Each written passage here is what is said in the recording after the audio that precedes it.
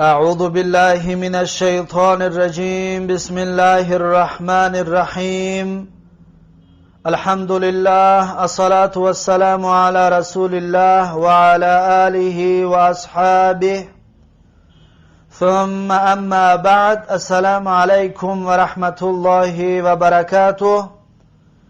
الحمد لله که ما و شما از کتاب تعلیم زبان عربی 49 درس گرفتیم و بنده حالا میخواهم درس 50 را تقدیم شما برادران و خواهران بگردانم. صاحب کتاب میگوید الدرس الخمسون، یعنی درس 50. درس 50 به مثل درس های گذشته کلمه های نو برای حفظ کردن دارد که این کلمه ها باید حفظ کرده شوند، با تمام نازکی هایشان بعد خوانده شود حوار و گفتگوی درس 50. این کلمه ها عبارت هستند از اینهایی که میگوید رمانون. رمانون یعنی که انار. رمانون یعنی انار. بعدش میگوید حمامون. حمامون یعنی کفتر. حمامون کفتر. اگر ما شده بودیم بگیم که حمامون به این طریق، اگر بگیم حمامون، پس در این صورت معنیش می شود حمام، جای آبازی کردن، بنیه، جای غسل گرفتن می شود اگر با شده بگویم، با تشدید. اما اگر حمامون بگیم، حمامون، در این صورت معنایش کفتر می شود بدون شده. حمامون کفتر. بعدش میگوید فولون.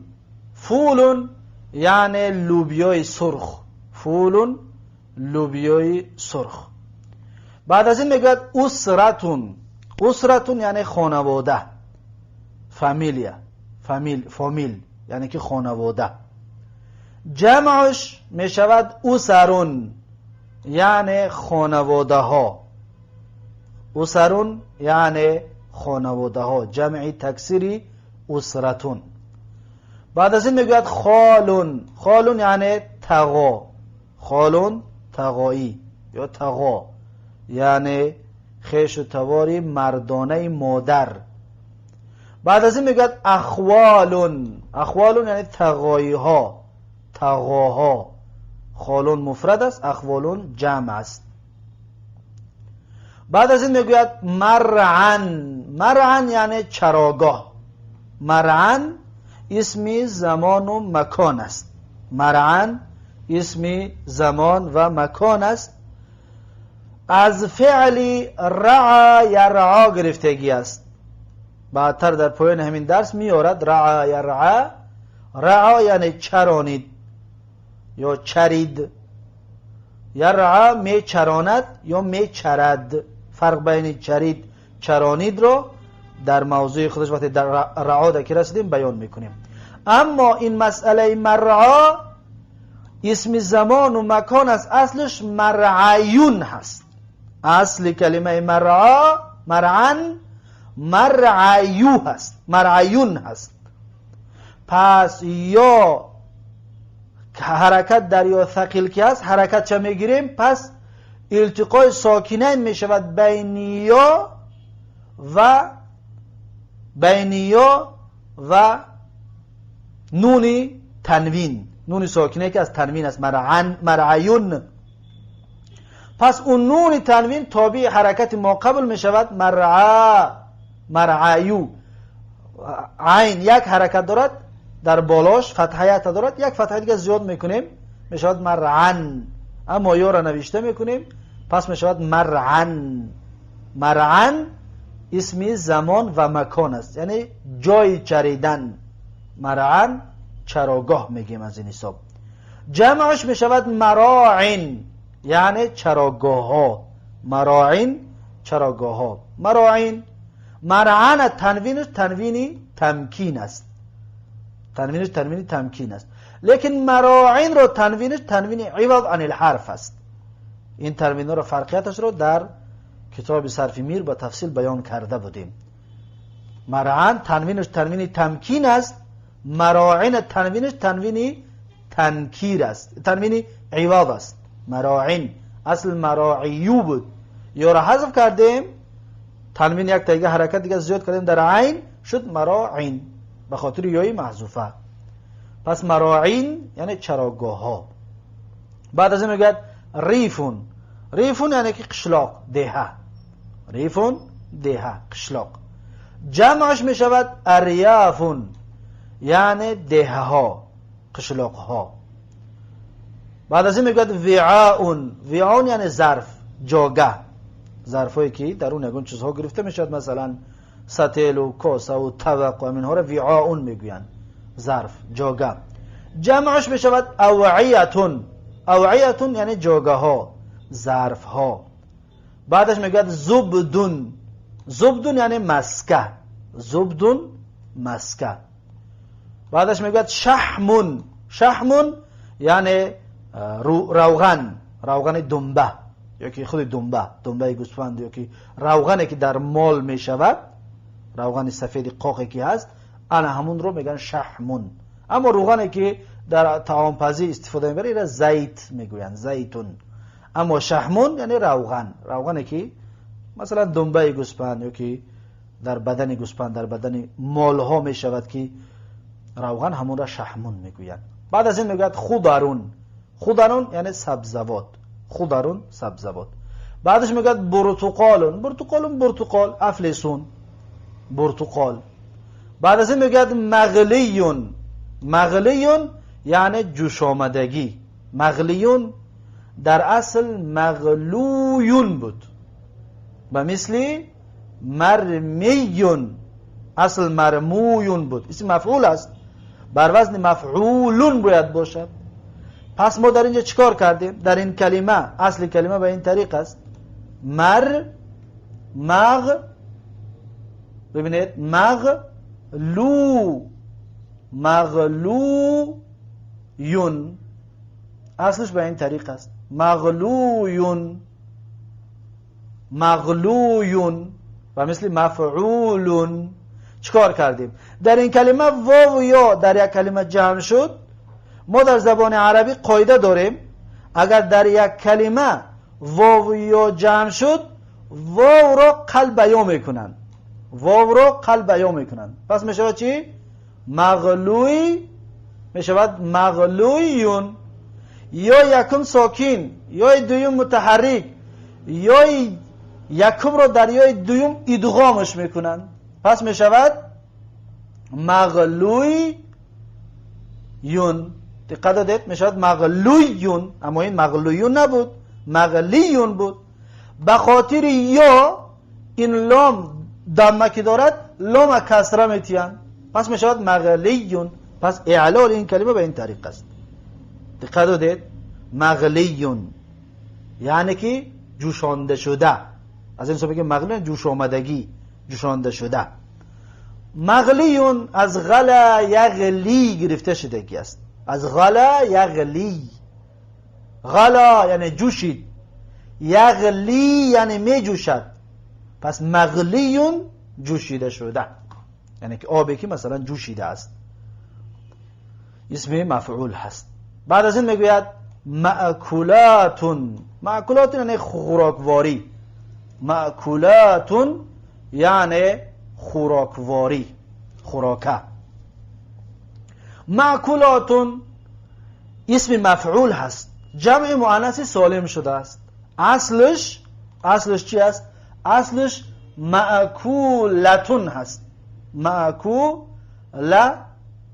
هست. به این طریق مأکولتون یعنی بر وزن مفعولتون هست، یعنی خورده شده. اکل خورد، یأکل میخورد، مأکولون خورده شده، مأکولتون خورده شده مؤنث.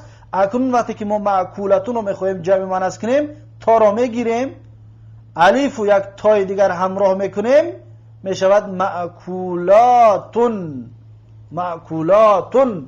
پس مأکولاتون اسم مفعول هست، یعنی که خوراکه. پس معکولاتون یعنی چیزی که خوردش می شود. معکولاتون جمع مؤنث سالم. بعد از این میگه جزارون. جزارون یعنی که قصاب. جزارون قصاب. جمعش جمع مؤنث مذکر سالم میشود. میشود جزارون یعنی قصابها. جزارون یعنی قصابها. بعد از این میگه اخضرو. اخضرو یعنی که سبز. اخضرو سبز غیر منصرف است. خضراء اینشان سبز، اما فرق بین هر دین ها چی هستند؟ اخضر مذکر است، خضراء مؤنث است، مردانه و زنانه. هر دوشان ترجمهش یعنی سبز. خضرون سبزها. خضرون می شود سبزها. اگر جمع این مؤنث رو میخوای جمع بکنی میگوی خضراواتون. خضراواتون این همزه را قلب واو می شود. می شود خضراوا. اینطور خضراواتون یعنی سبزها. بعد از این میگوید یباعو. یباعو یعنی فروخته می شود. یباعو فروخته می شود. پس یباعو فعل مضارع مجهول است. باع فروخت و یک مرد. یبیعو می فروشد و یک مرد. اکنون یبیعو را مجهول کنیم، فروخته شد بگوییم، میگیم یباعو. یباعو یعنی فروخته می شود. یباعو فروخته می شود. اصل یباعو یبیعو است، به مثل یضربو. یبیعو است. یا را حرکتش رو در بمیتیه می شود یبیعو. یا را در معرض حرکت میگیم ما قبل مفتوح قلب الف میکنیم میشه یباعو. پس اعلالش به این طریق است. یباعو یعنی فروخته میشود. بعد از این میگه حصل علی حاصل شد بر یا حاصل کرد بر. علا بر این برای تعدیه اومدگی است. در جمله که بیاید بعد واضح میشود. حصل علی یعنی حاصل کرد. این واو دلالت میکند که در فعل مضارع این را دمه بکن. بگو که یحصلو. حصل یحصلو یعنی حاصل میکند. مصدرش میشود حصولون یعنی حاصل کردن. پس حصل یحصلو از یکم بابی ثلاث مجرد است، از بابی نصر ینصرو است. حصل یحصلو از بابی نصر ینصرو است. بعد از این میگوید حلبه. حلبه جوشید و یک مرد در زمان گذشته. فعل مضارعش میگوید که از باب یفعلو است. لام رو ضمه کن. یحلبو. یحلبو یعنی که می جوشد و یک مرد در زمان آینده. مصدرش میشود حلبون. حلبون جوشیدن. حلبون جوشیدن. فعل امرش میشود احلب یعنی بجوش. پس حلب یحلبو همچنین از بابی نصر ینصرو است، از یکم بابی ثلاثی مجرد است. بعد از این میگه رعا. رعا یعنی چرانید یا چرید. پس فرق بین چرانید و چرید چی است؟ چرانید بگیم فعل متعدی است، مفعول بهی طلب میکند. چرید بگیم فعل لازم است، مفعول بهی طلب نمیکند. فرقه چون در همین است. یعنی چی طور؟ یعنی من میگویم رعا علیون یا مثلا زیدون. رعا زیدون الخروف یعنی که یک الماشیه. رعا زیدون الماشیه یعنی که چرانید زید الماشیه مفعول به می شود. گوسفندها رو چرانید. بعدیر برای چراندن برد. اما وقتی بگم رعت الماشیه پس لازم شد، یعنی چریدند چارپاها. چارپاها چریدند. پس فرقیت چون این هست، متعدی و لازم. زیرا که رعا هم متعدی میاد هم لازم میآید. اکنون رعا در اصل چی است؟ رعایه است. به مثل رما رمیه بود، این رعا هم رعایه هست. چیکارش کردیم؟ یای متحرک موقع مفتوح را قلب الف کردیم. اصل یا کی بود؟ با مثل خانه یا نویستیمش شد رعا. یرعا، این الف میگه که عین رو فتحه بمون در فعل مضارع همچنین بگو که یرعا. یرعا یعنی که میچراند یا میچرد. ترجمه چرد فعل لازم، میچراند فعل متعدی. اکنون یرعا در اصل یرعایو بود، یرعایو. یا متحرک ما قبل مفتوح رو قلب الف کردیم شد یرعا، یرعا. پس مصدرش میشود رعیون. رعیون یعنی چرانیدن، رعیون چرانیدن یا چریدن. چرانیدن فعل متعدی، چریدن فعل لازم. رعا یرعا فعل امرش میشود ارعا یعنی بچران، ارعا یعنی بچران.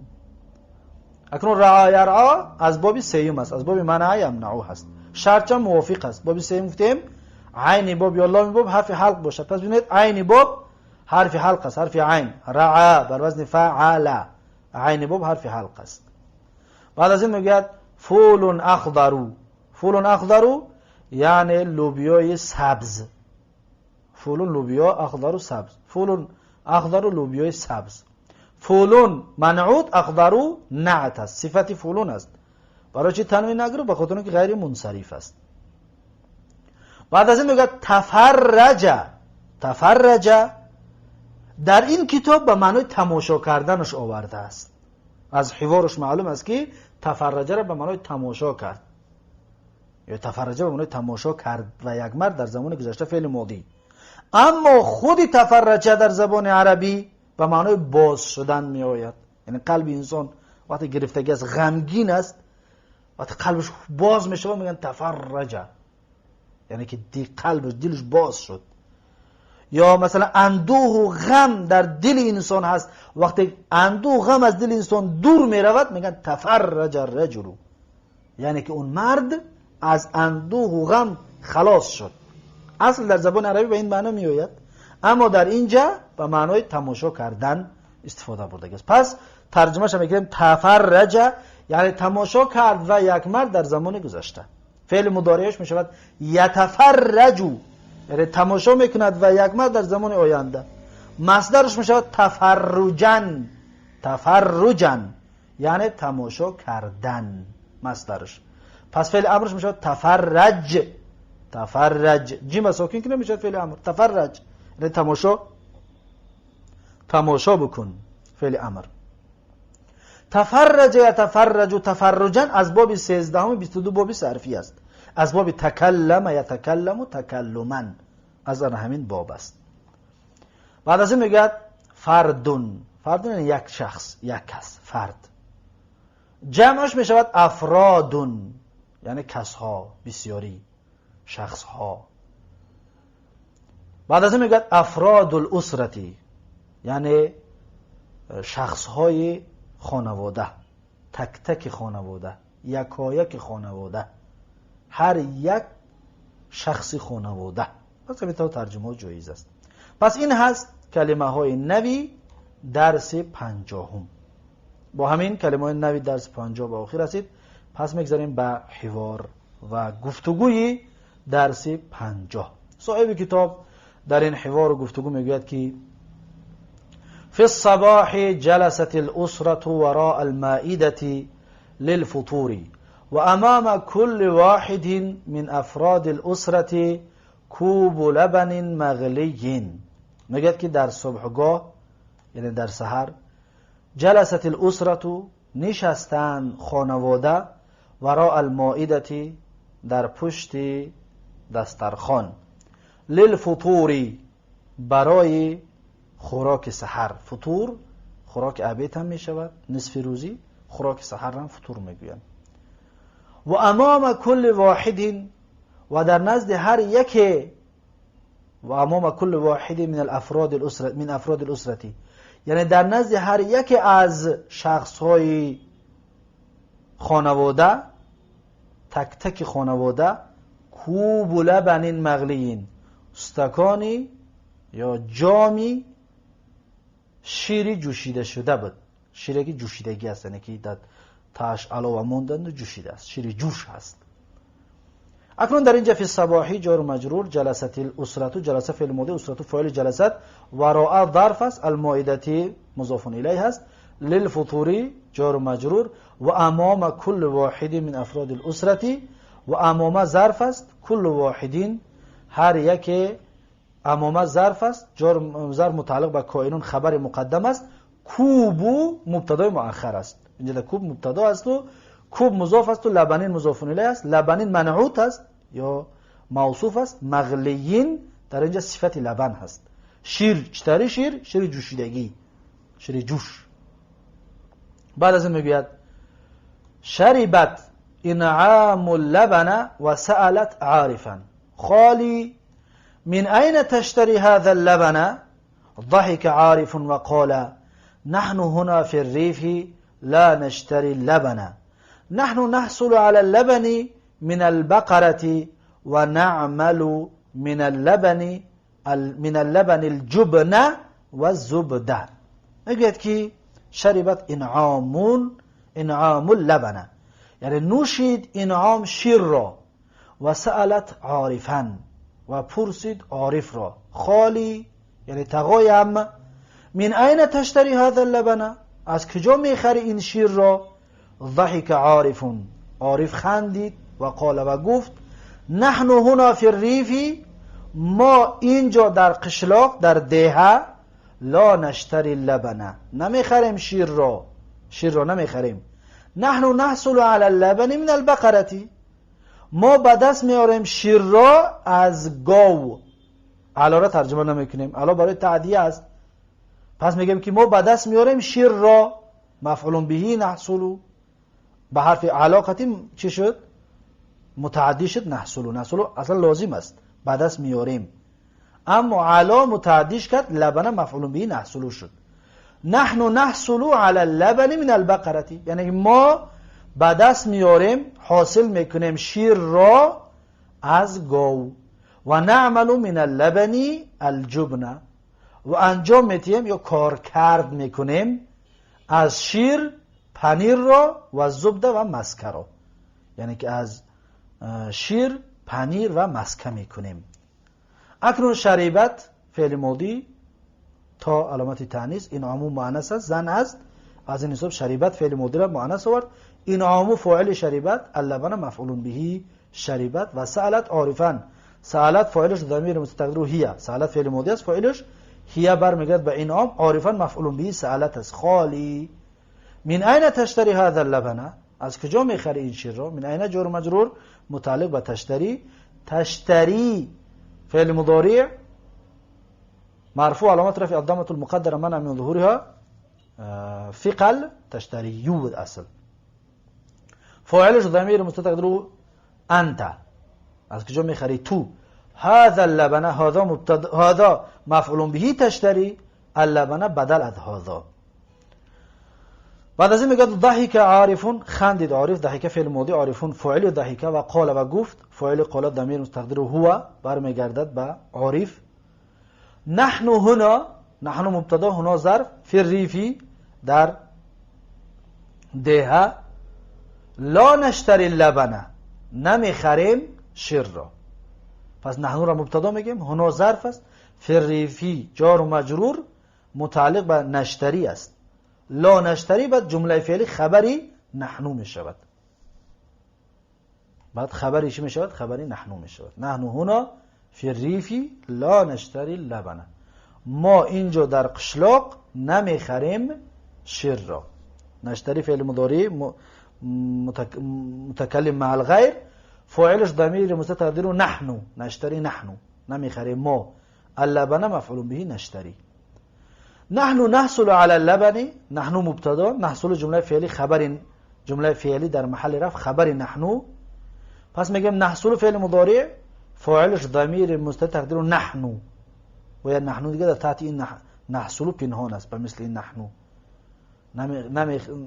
بگم نحصل حاصل میکنیم ما یعنی نحن در تحتش پنهان است، علا حرف جار برای تعدیه ترجمهش نمیکنیم، لبنی مجرور محلا برای علا، در مجرور لفظا برای علا آمدگی است، منصوب محلا برای مفعول به نحصل است. من البقرة جار مجرور و نعملو من اللبن و کار کرد میکنیم. نعملو را فاعلش ضمیر مستتر تقدیر نحنو، من اللبن جار مجرور، الجبن مفعول به نعملو و زیده عطف تا جای جبنه هست. پس این است تحلیل و اعراب این کلمه ها. بعدش میگه که فی الصباح تخرج البقرة الى المرعى فترعى فيه الى المساء و فی المساء ترجع من المرعى فتحلبها زوجتي و ینزل اللبن فی وعاء کبیر. میگه که فی الصباح یعنی در وقت سحر تخرج البقرة بیرون می شود گو، می براید گو، الى المرعى بسوی چراگاه، می براید گو بسوی چراگاه، فترعى فیه پس می چرد، اینجا می چراند نمیگیم، فعل لازم است.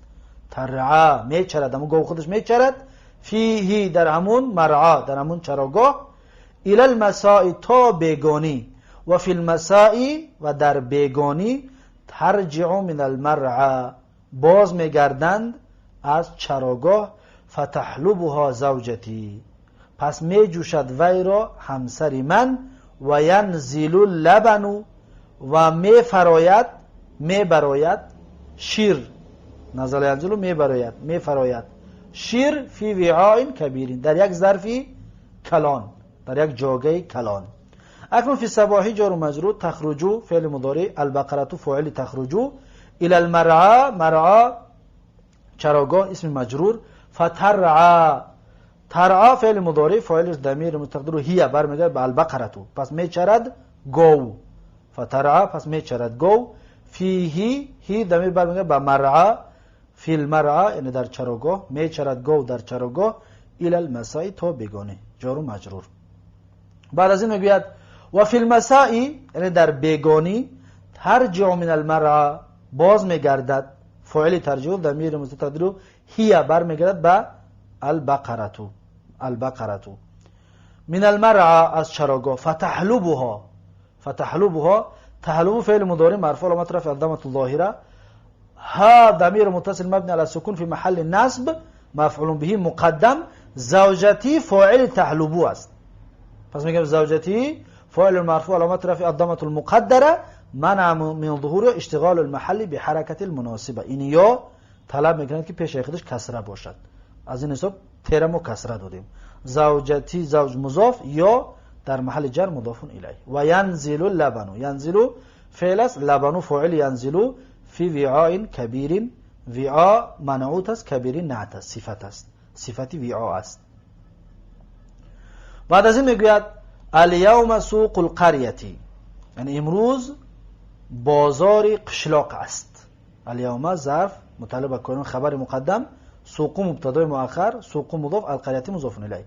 الیوم سوق القریه امروز بازار قشلاق است. السوق جنب القریه بازار پهلوی قشلاق ده است، پهلوی دیه ده است.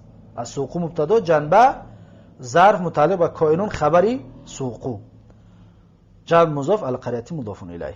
بعدش میگوید مشى عمر فی السوق یتفرج، یعنی که رفت عمر در بازار، یتفرج یعنی تماشا میکرد، بازار را میرفت تماشا میکرد. مشى فعل ماضی، عمر فاعل مشى، مشى به معنای پیاده رفتن، پیاده راه گشتن، یعنی پیاده رفت عمر به سوی بازار. مشى عمر فی السوق یعنی پیاده گردی کرد. پس این طور ترجمه کنیم بهتر است، پیاده گردی کرد عمر در بازار، عمر در بازار پیاده گردی کرد. یتفرج یعنی تماشا میکرد. بعد از این میگوید یتفرج رو فعلش ضمیر مستتر هو برمیگرده به عمر. عمر غیر منصرف که است، از این حساب تنوین رو قبول نکرد. بعد از این میگوید فی السوق ناس کثیر، ناس تبیع و ناس تشتری، میگوید که در بازار مردم زیاد است، مردم زیاد است.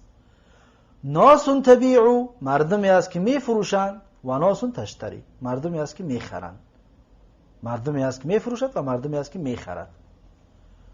فیها هذه الفلاحه، هذه فلاحة تبيع الحمامة وهذه فلاحة تبيع الجبن والبيض وغيرها من المأكولات وأمام كل واحدة ناس تشتري. میگوید که هذه فلاحة یعنی این دهقان زن است. هذه مبتدا فلاحة خبر.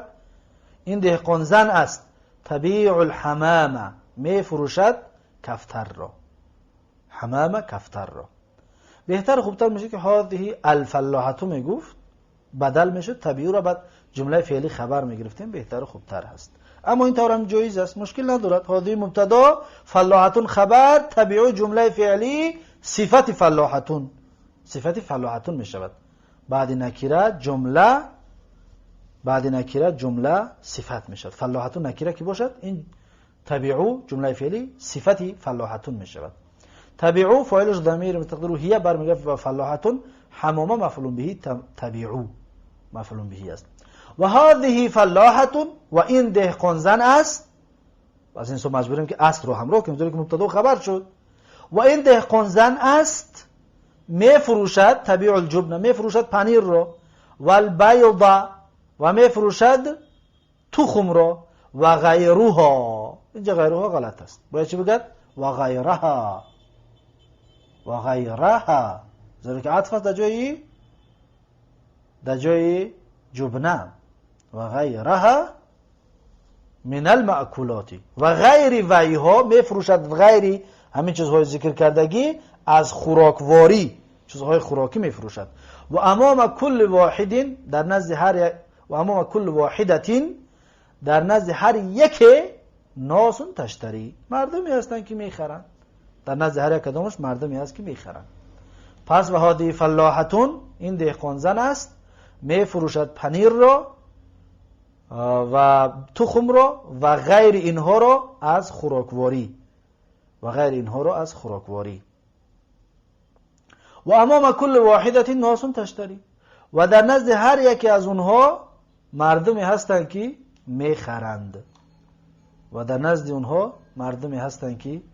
میخرند اگر ما در اینجا هذه فلاحة این دهقان تبیعو میفروشد اگر این تو ترجمه کنیم غلط است. این دهقان میفروشد غلط است. باید ما بگیم که این دهقان است میفروشد.